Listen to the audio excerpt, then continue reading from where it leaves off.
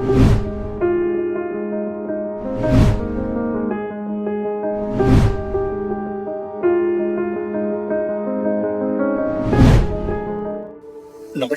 मित्रों, क्रांति वेलनेस प्रस्तुत निरामय स्वास्थ्य का प्राकृतिक राजमार्ग या ऑडियो बुक में आपका स्वागत है।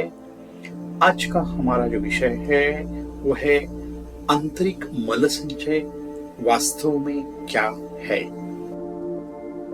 मल संचय का अर्थ है हमारे पाचन तंत्र में विशेषकर बड़ी आंत और कभी कभी छोटी आंत में लंबे समय तक जमा हुआ अपच और अपचा भोजन, श्लेष्मा, म्यूकस और शरीर द्वारा बाहर न निकाले गए विषैले अवशेषों का जमाव।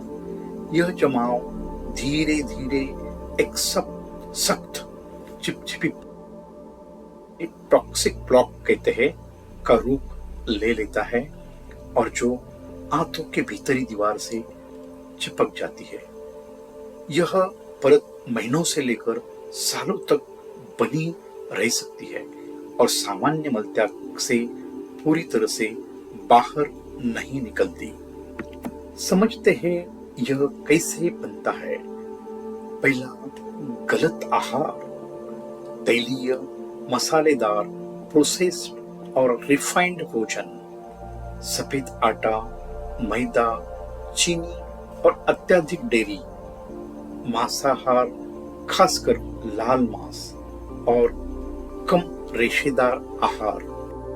वो दूसरा कारण है गलत भोजन संयोजन, कच्चे और पक्के भोजन का गलत मेल, एसिडिक और अल्कलाइन भोजन का एक साथ सेवन, भोजन के बाद तुरंत बाद फल, दूध या मिठाई खाना।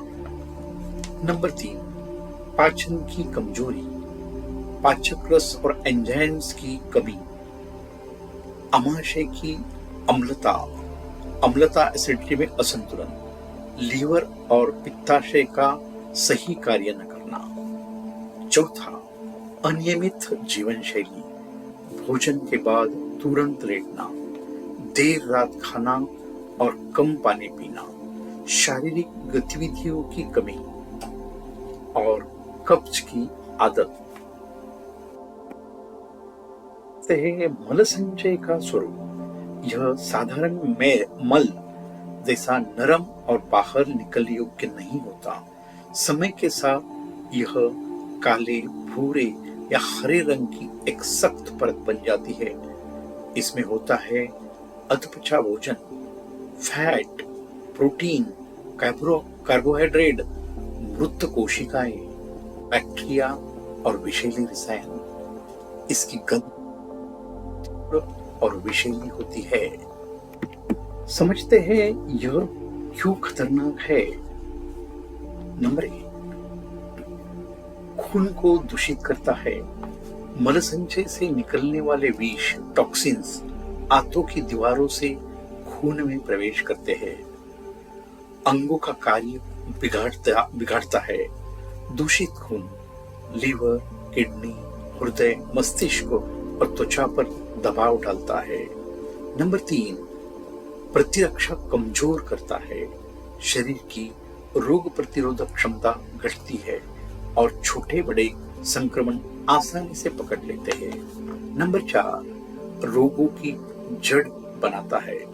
कब्ज, गैस, एसिडिटी, त्वचा रोग, दाने, सोरियासिस, एलर्जी, जोड़ों का दर्द, थकान, सिर दर्द, हार्मोन असंतुलन, हृदय रोग, डायबिटीज, यहाँ तक कि कैंसर तक यह इंसान को पहुंचाता है। एक सरल उदाहरण से समझते हैं। जैसे नाली में कचरा जमा हो जाए तो पानी का बहाव रुक जाता है और बदबू फैलने लगती है। वैसे ही आंतों में मल संचय होने से पोषक तत्वों का अवशोषण रुक जाता है और शरीर के भीतर विष फैलने लगता है, यानी मल संचय बराबर रोगों का सबसे बड़ा छुपा हुआ स्रोत। तो मित्रों, आज यहाँ तक आपने आंतरिक मल संचय का वास्तविक स्वरूप समझा है, इसके ऊपर विचार करें। जितने अंदर से शुद्ध हो जाएंगे तो ही आप बुद्ध बनेंगे। प्रथम आंतरिक, उसके सिवाय मन की शुद्धि हो नहीं सकती है। तो मित्रों, मिलते हैं अगले भाग में। तब तक स्वस्थ रहे, मस्त रहे,